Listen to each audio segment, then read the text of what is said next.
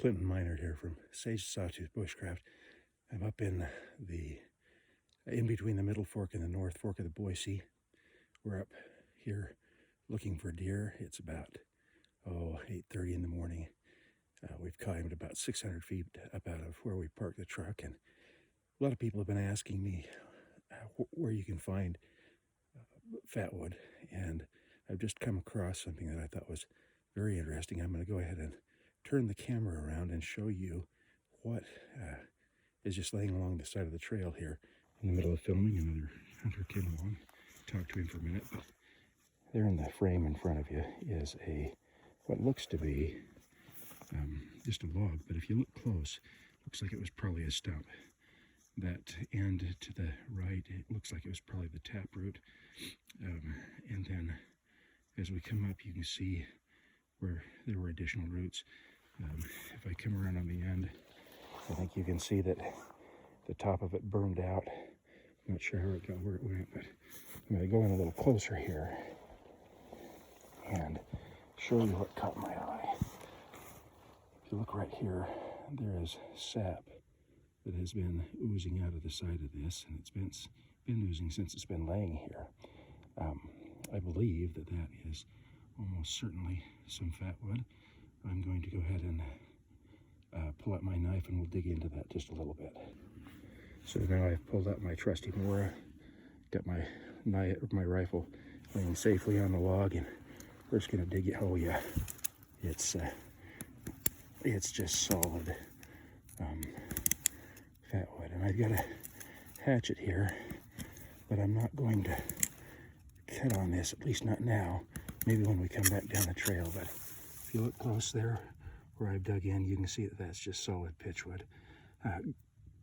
Great resource here along the trail, and just shows you that up in this pine forest, almost anywhere you look, you're going to run into something that includes some Fatwood. I've come to another spot that something caught my eye.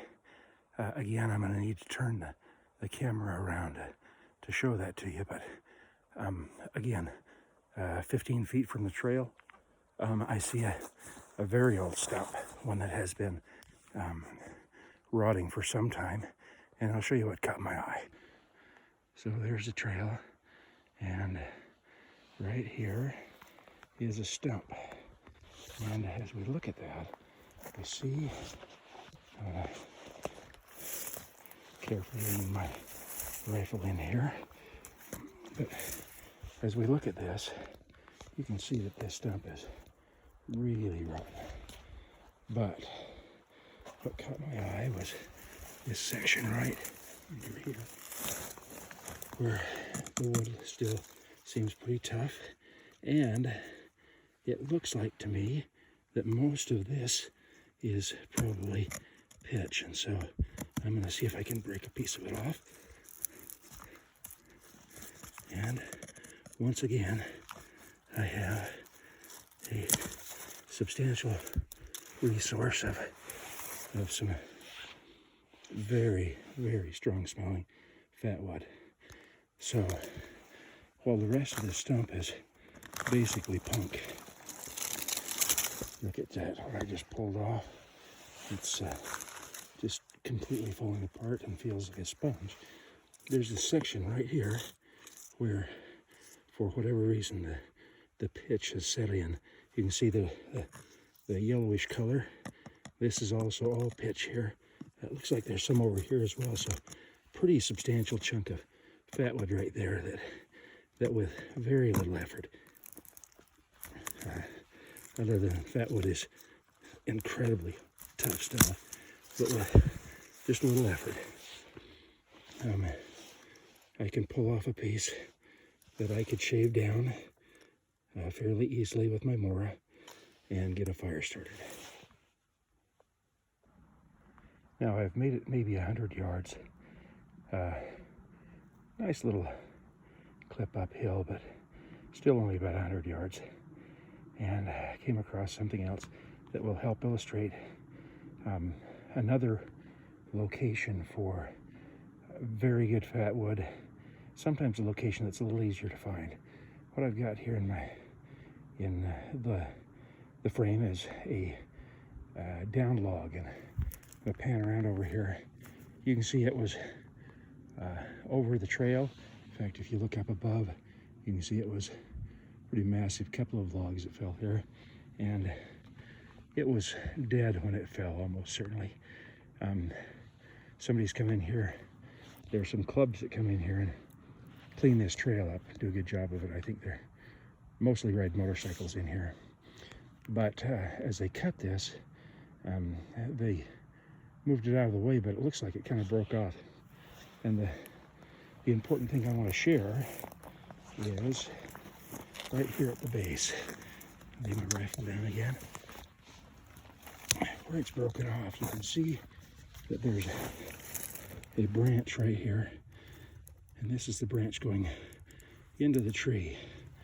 If you look down below, here's another branch coming in and another branch. And you can see they're a completely different color. And that is a part of that process that when a conifer dies naturally, or just is burned out, the sap that's running along in between the bark and the tree pools in certain places. And one of the main places it'll pool is at these junctions. This wood right here quite often is fatwood, but these branches you can see are full of pitch. You got 1, 2, 3 of them, and look at that. I can just pull that one out. You can see that piece of wood has got a bunch of pitch in it. So there's another resource, and I'm going to show you another log. This is not the log I was planning on, but this color change caught my eye, so I thought I'd stop and show you that. But up further, I'm going to show you a log that is almost completely rotten. I sat on it 2 days ago and almost fell down because it disintegrated under me. My weight is substantial, but it was pretty rotten. So I'm going to go up and show you that, but I wanted to share that with you and show you what we've talked about in previous videos and what we're going to be showing you more today. Okay, I've had some people accuse me of being fatwood crazy, and that may be a little true. Over the last year or so, I've learned about this for the first time in my life. I'm almost 60. I've been in the woods since a child.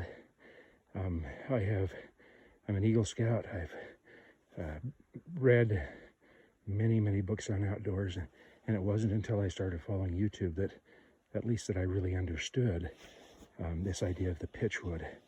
I think I said in an earlier video that my father had taught me that a stump will burn longer. But even when I talked to him about fatwood, he didn't realize he knew there was pitch in there, but he didn't know what else you could do with it. Now, 30 yards up the road, or up the trail from the last log that I showed you, I came across this log. It is substantially more rotten than the last one. It has been here probably close to as long as that stump that we stopped at. But it illustrates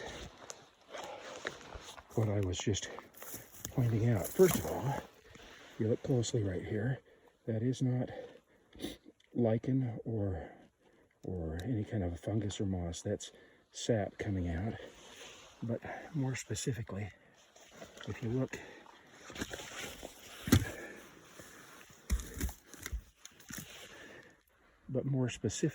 look right here, you can see this branch going all the way up into here.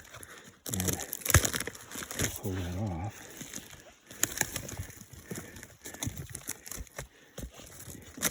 You can see all of this breaks away, but then we get to real wood that hasn't been eaten because the various animals and grubs, ants, kind of go for it last. So in this base, we dug away at it a little bit, we'd find another resource for fatwood.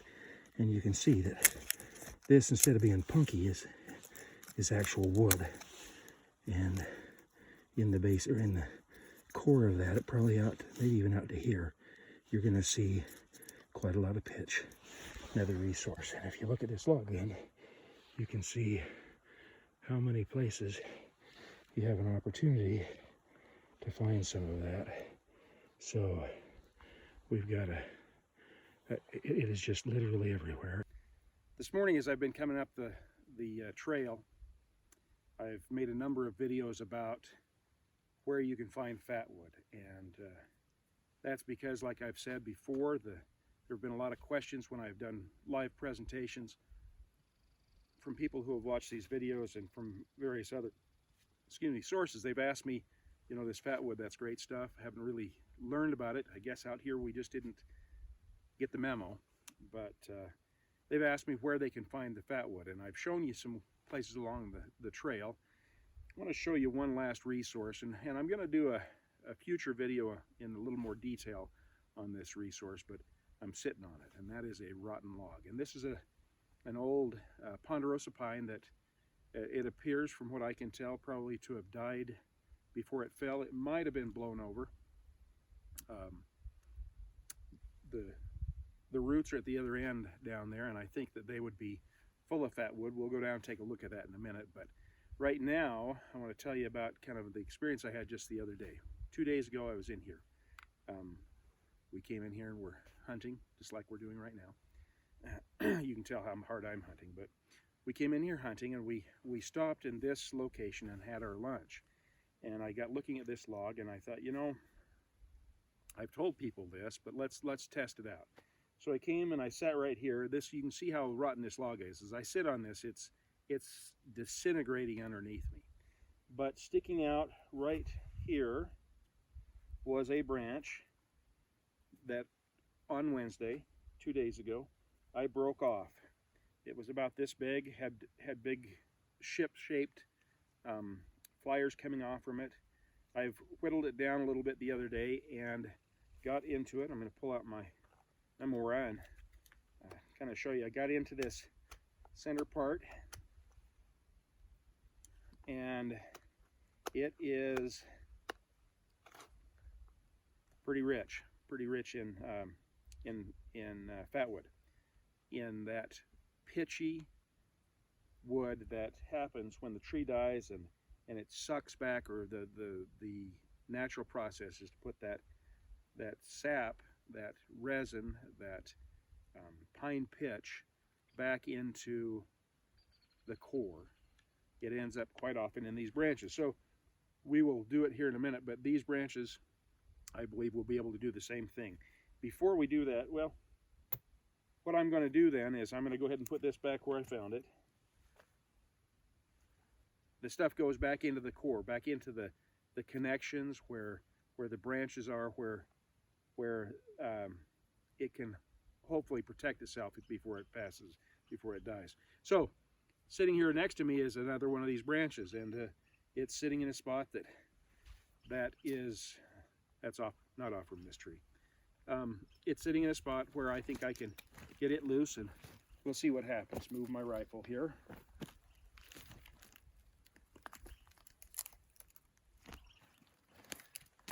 And we'll see if we can pull this loose. Now, I'm a little concerned. I'm not too concerned.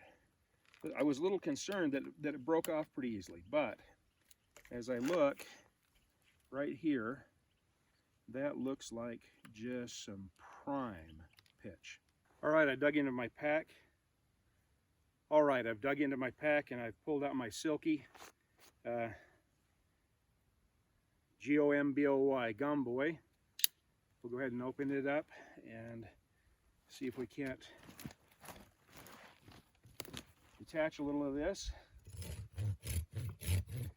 Great saw.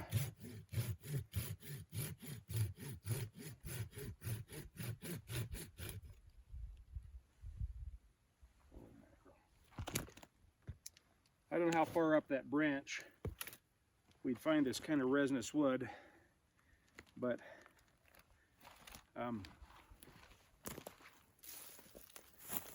you can see here that is just full of pine pitch. You can see it here as well. Kind of the translucence that you get in this wood tells me that it's just full of pitch.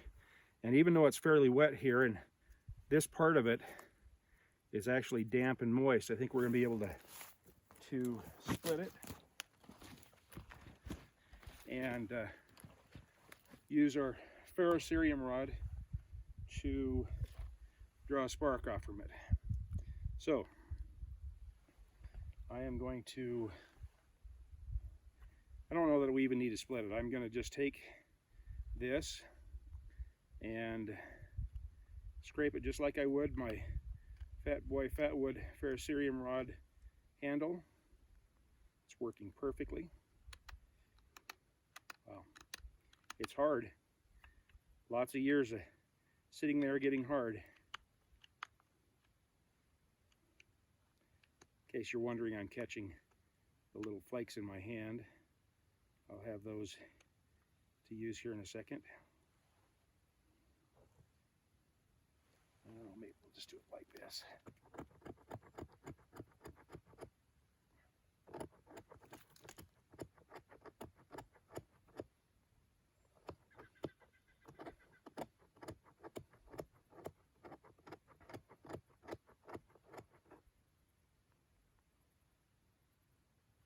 Got myself a little pile there. The axe out of the way so that you can see. And just that very, very small piece of that branch. Make sure I can get a spark going.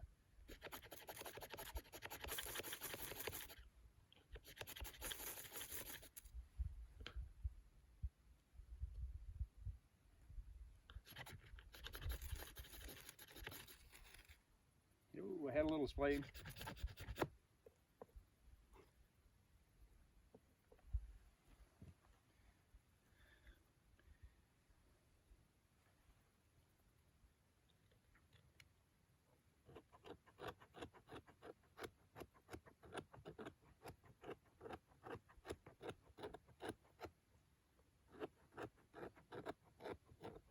So I'm just using the 90-degree spine on my Mora to get some flakes, to get some just some sawdust from that Fatwood. And let's see if we can lose that. Let's see if we can get that to light up. Oh, there it is. Got a flame. A little tough to see, but it's actually burning, and oh, we're probably at 10 seconds now, 15 seconds. Burning a lot longer than a match would. It's all just right from that little piece of the branch that I broke away from this trunk right here, still burning. A resource that's everywhere around here, a resource that provides me with the opportunity to get a fire going if I haven't got anything else but a ferrocerium rod. One of the things I do carry with me all the time, well, almost all the time, when I'm in court or when I've gone into the airport, I take out my EDC and don't take that in. But whenever I've got my EDC with me, I've got 2 or 3 different ferrocerium rods, small, that I use to just be prepared in case things happen. So, just that little chunk of this large branch broken away from this rotten log. It's there's 100 fires in there. Great stuff, easy to find, something we all should know about if we're going into the woods. If you remember, when I was coming up the trail, I showed you that one log that had been broken off and had the 3 branches coming into it that all looked like they were full of pitch. And when I was messing with those, one of those branches, it actually kind of slid out of its sleeve from the log, and so I went ahead and grabbed it, and I don't know whether it's got enough pitch in it that we can do something, but we're going to give that a shot. I wanted to see just how clear or how right I was about my my thinking about that Fatwood in that log. So I've got that. It's just the little tiny remnant that came out of that log and slid out. So I am going to, just like I did with the piece of the branch from this log, I'm going to go ahead and scrape it with the back of my Mora.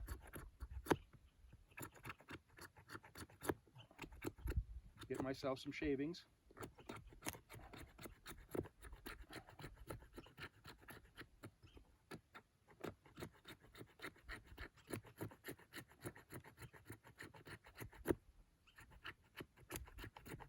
And while I'm doing quite a bit of this, I got to tell you that I'm really not removing very much material from this piece of wood.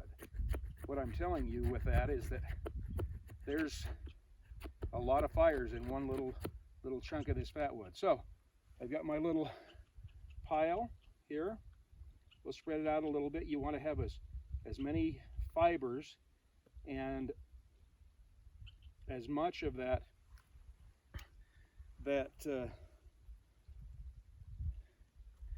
pitch evaporating, basically that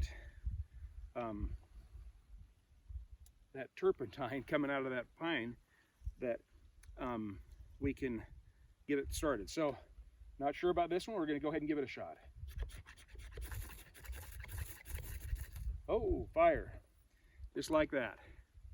So, just out of that small log back there, pulled one of those branches out, scraped a little bit off, and I've got a fire going.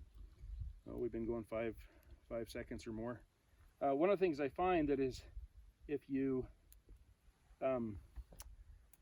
spread that out, if you get a lot of air in between it, you get a full burn. If you don't, it tends to burn the top, and then that creates kind of a seal. So spread your fatwood out and your fatwood shavings out so that they'll burn. But what a place, what a country that you can just walk along the trail and find chunks of wood almost everywhere that you can use to start a fire. As promised, I'm at the end of that log that we've been working on, looking at the stump, and I can tell you, just walking up, that there's some real evidence of substantial fatwood. Right here, for example, that seam or that crack seems to have just an abundance of pitch coming out of it. And how deep that goes, I don't know. We'll mess around here. I'll pull out the Mora, and we'll, oh yeah, that ain't just skin deep, guys. You can see that the wood underneath is full of pitch, just full of pitch. So there's a huge chunk of it. Walk over here and around the end of it. It's hung up here in the end of this quaking aspen grove. And again, as I look right here, more pitch coming out. The wood seems to be really hard, and it's full of,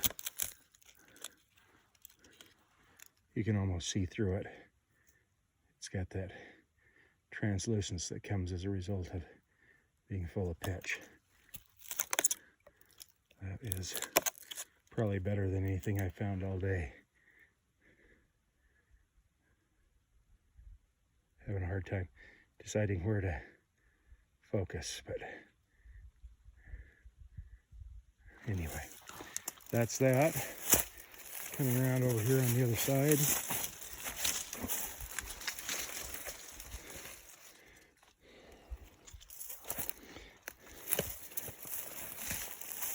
It's even more. If you look at this whole area here, that yellow is pitch that's coming out, and even down in here, it's all punky, but this wood right here is got big globules of pitch coming out, and is, I'm certain, I'll take a little bit off. Oh yeah, look at this. underneath. Look at that.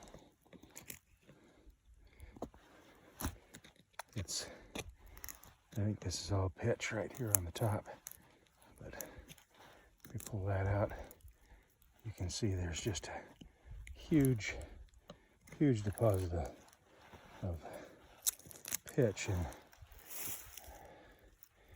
again, just a real opportunity for more pitch, more pitch, more pitch.